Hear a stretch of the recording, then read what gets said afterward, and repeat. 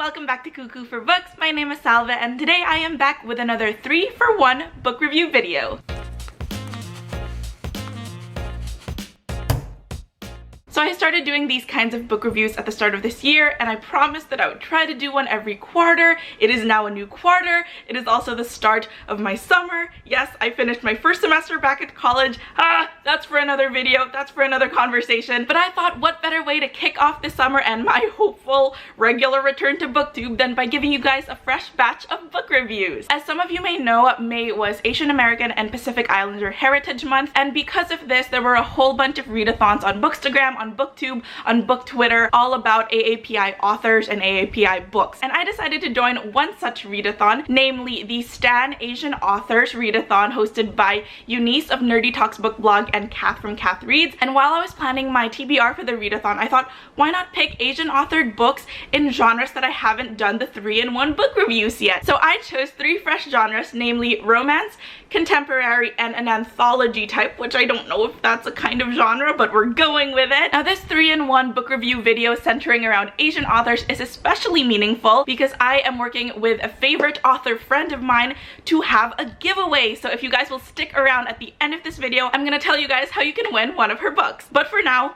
the reviews. The first book I read for the Stan Asian Authors Readathon would be my contemporary pick, and for that one I chose Parachutes by Kelly Yang. Now before we get any further with this review, I just want to give a trigger warning and say that this book handles heavy topics like sexual assault and rape, and if you don't want to stick around for this review, totally understand. I'm leaving the timestamps down below. Jump ahead to the next book. It's fun, it's romance, it's fluff. Check that one out if you're not comfortable with hearing about this book. But for those of you who are okay with sticking around, Parachutes is a story with a Chinese protagonist, Claire, and a Filipino-American protagonist named Danny. Now, Claire is a parachute, the term they give for Asian students or international students who are sent by their wealthy parents to study in the States for high school, and they live with host families or they live on their own, and kind of the term comes from if they fail, they always have a parachute because they can go back to their rich families back in China. Claire is one such parachute, and she gets sent to live with Danny, who has grown up her entire life in the US with her mom, who immigrated from the Philippines. So they end up being housemates. They do deal with what it's like to be a young girl, especially nowadays. Not only a young girl, but a young woman of color, and for Claire, an immigrant, and for Danny, what it's like to have that diaspora experience. I will start off with saying this. The one thing that got me, and I think what got a lot of people when they read this book, was the portrayal of Danny wasn't necessary. Danny, as a Filipino-American, she has a single mom raising her. They're not that well off, which is why they volunteered to be host families for this program, because they need the extra stipend. There are many ways to portray being from a lower class family, being a scholarship kid, and there are also many tropes that come with, you know, Filipino immigrants. Now, I am not saying that this particular job in question is by any means invalid or less than or something to be ashamed of, but it's such a used and tired stereotype. You would think that the author would choose another job for Danny and her mom to have. She has Danny work as a maid, cleaning houses. Danny, who was one of the stars of her debate team, and she was a scholarship kid, and she was a 4.0 student, but still the author felt like she had to include the stereotype of,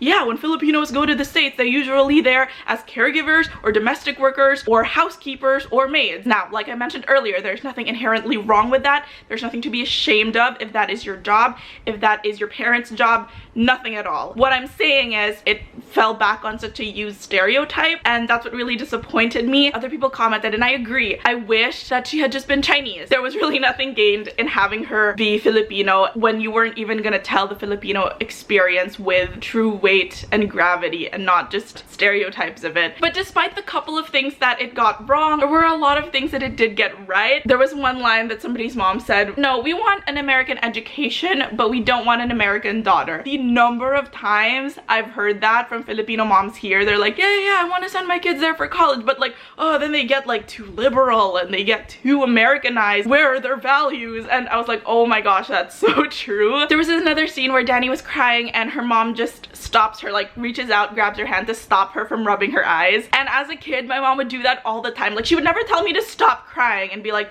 no, don't cry. But what they will stop you from doing is like, don't don't rub your eyes. And I love that that part was in the book. So I was like, oh, she got one thing right about Filipino culture. There was another scene which I felt a lot because I was reading this, I think, just as I finished my first semester back at college. So I totally got what one of the characters was saying when she was like, how can I complain? Even though she did have something to complain about and it was important, she couldn't complain to the school administration because the Americans have been so nice to me already. That's something I felt a lot when I was studying in the States, or even earlier this semester, even though it was remote, of like, I'm just lucky that they accepted me into this school even though I'm an international student. So I couldn't understand like why my American classmates could complain freely. I really couldn't, because I was just happy to be there. So that was another thing that I felt was important to point out, and I love that it was. Obviously I can't speak to the Chinese experience, but I thought that even though they shared an equal amount of stage time, I did feel like Claire's story culturally was a little bit fleshed out more. Each of their best friends, respectively, Jess and Ming, also had like really intriguing stories, and I would have loved to see what it was like from their point of view. For me, the biggest problem I had with this book was that both girls' stories were just not strong enough to carry the book. There should have just been one protagonist, or have it be like a story with 4 girls and have them tell the story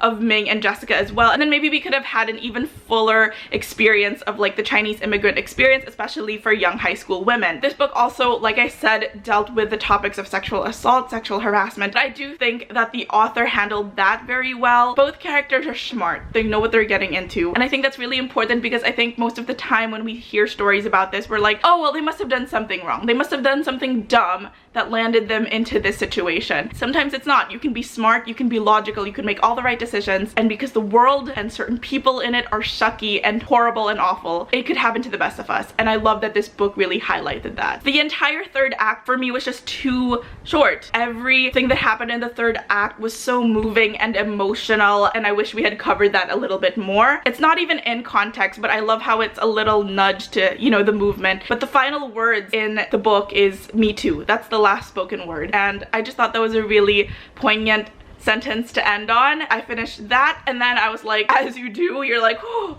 that was heavy. I want light, I want happy, I want a romance novel. So I went with one of my favorite romance authors, and this book was gifted to me by one of my favorite bookish friends. Odds are, if I say this book was gifted to me, it's by this one person, JM from Just Read JM, and he gifted me One Night at the Penthouse Suite by Bianca Mori, and this is a romance class novel. Romance class is a community here in the Philippines, and they publish romance novels set in the Philippines mostly that are written in English. This is her second full book in the One Night series. She's got a novella between the first book and the second book. That little novella between the 2 books introduced us to 2 new characters, Cora and Steven, and then in this book they get their own almost full-length novel. So Cora is the newly minted CEO of the Siatra Group following her father's death a couple of months ago, and she's dealing with all the political behind-the-scenes scheming that goes on in boardrooms. And at the same time, she's a couple of months in her new relationship with Steven, who works for a BPO. He's a manager there, and they're kind of figuring out how they fit into each other's lives after their one-night stand, and it's kind of like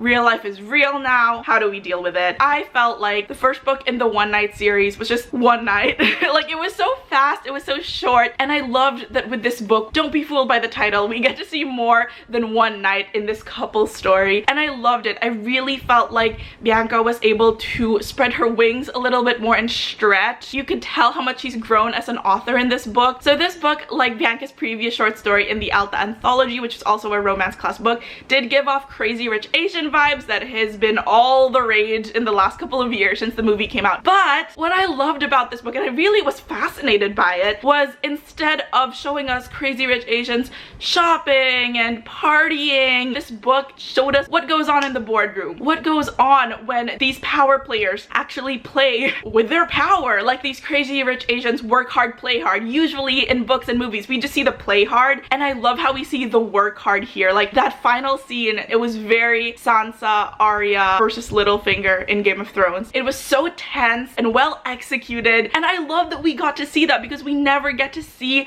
that in these kinds of books. And at the end of the day, it was a woman at the helm, which I think was really important, because we always have, I guess, this picture that the power players at the top are all stodgy old man. The only thing I wish was I wanted more Tita Anita. I would have loved to see more of her relationship with her mom instead of always being mediated through the sister, because at the end of the book, again, no spoilers, her mom does play a huge part. I wish we could have seen more of her at the beginning, but other than that, I really enjoyed it. I just really feel like I want longer books from Bianca, and this was amazing, and I would very much like a third book with Celine, the sister, as the lead. Thank you, more please. The last book I read for the Stan Asian Authors Readathon, and it is the third genre for this book review. I read 1,000 Endings and Beginnings, which are 16 retellings of Asian myths and legends, and it's edited by Ellen O and Elsie Chapman. So I thought, Stan Asian Authors, why have just one more when you can have 16 more? So I went with an anthology. This was an okay anthology. There were certainly some that could have been excised. There were some that felt like they were phoning it in, but there were some that were really beautiful and moving. You could tell which stories were really like functionally Asian at its core. You could not insert other culture and still tell the same story, and those were the ones I enjoyed the most. And then there were some stories that it really just felt like you could have told the story with any other supernatural creature or any other culture and it would have been the same story. I would say one of my least favorites was Melissa de la Cruz's story about the aswang. We didn't really get to learn anything about Filipino culture, and I think for me the worst sin of all was she set it in the world of her Blue Bloods books. I have mixed feelings whenever authors who work on anthologies do that. Like, if you're already the creator of a huge expansive world on your own and then you get the chance to write a novella or a short story and then you just like write a bonus story that could fit into your franchise, I don't love it. Tamora Pierce has done it. I'm like meh with it, but it was so blatant with this. The other Filipino story in this book was about Maria Makiling. It was fine. It was just that for me, growing up on myths of Maria Makiling, I just like had a higher standard. I would say two stories that really stood out for me were Olivia's Table by Alyssa Wong and The Land of the Morning Calm by E.C. Myers. Oh my goodness. So Olivia's Table is about the Hungry Ghost Festival in Chinese culture. It was a perfect example of how a short story should be. Every sentence, every paragraph was utilized and maximized to its fullest potential. There were little hints throughout in each sentence that built up the character. So even if you only had 10 pages with her, you had a full understanding of her age, her situation in life, and they were done so subtly and interwoven with the story so beautifully. I love how it highlighted the guilt Asian people feel when they're not able to feed guests, like the actual painful guilt. The other story that I really enjoyed, and that one I just like, wow, was The Land of the Morning Calm, and it was a ghost story. It was a Korean ghost story, but it was told, I've asked my boyfriend how to say this a million times, MMORPG. I think. Like World of Warcraft, those online games that like are active and you can play with people online. It was a Korean ghost story done that sort of way, via that game. It was so inventive and wonderful. I really enjoyed it. I think the one thing I might have wanted more of were, there were a lot of repeats in this anthology. Like I said, multiple Filipino retellings, Korean retellings, South Asian retellings that I wish we could have seen more. Like, I wanted a Thai retelling or a Malaysian retelling. I wish there were other cultures that I feel like we did not get to see quite enough of, and I wish we had. If you ever get your hands on a copy of this, just like hit me a message. I'll tell you which ones to skip and which ones you need to read ASAP. The most beneficial thing for me was that now I have like a mini database of new Asian authors to check out, which I feel like kind of ties in with the idea of this readathon in general and segues beautifully into the giveaway I am about to share with you guys. A couple of weeks ago, Kate Evangelista, who is a local Filipino writer, reached out to me asking if I wanted to collab for a giveaway. So she is giving away 2 copies of her book, The Boyfriend Bracket, and all she asks as you participate in this giveaway is that you subscribe to her channel and to mine. She said, like, yeah, tell them to subscribe to your channel too, and leave a comment down below on what was your last favorite read by an Asian author. From the day this video goes up, I will have the giveaway open for the next 2 weeks, and then I'll just leave a specific date down below because I don't know when this video is gonna get edited. It's unfortunately open to Filipino residents only for now, so I will be choosing 2 winners, or the randomizer will, and I'll announce it down below. Be prepared, if you're one of the winners, to shoot me like a DM on my Instagram or Twitter with your, you know, all that info about how I'm gonna get the books to you. But other than that, that about does it for the mechanics of the Boyfriend Bracket giveaway by Kate Evangelista. Thank you again, Kate, for your amazing generosity. And that about does it for the summer edition of my 3-in-1 book reviews. You can follow me on my other bookish adventures on Twitter and Instagram Instagram, I'm both at Cuckoo for Books. Please subscribe, and to Kate's if you want to join the giveaway. And I'll see you guys very soon. Bye guys!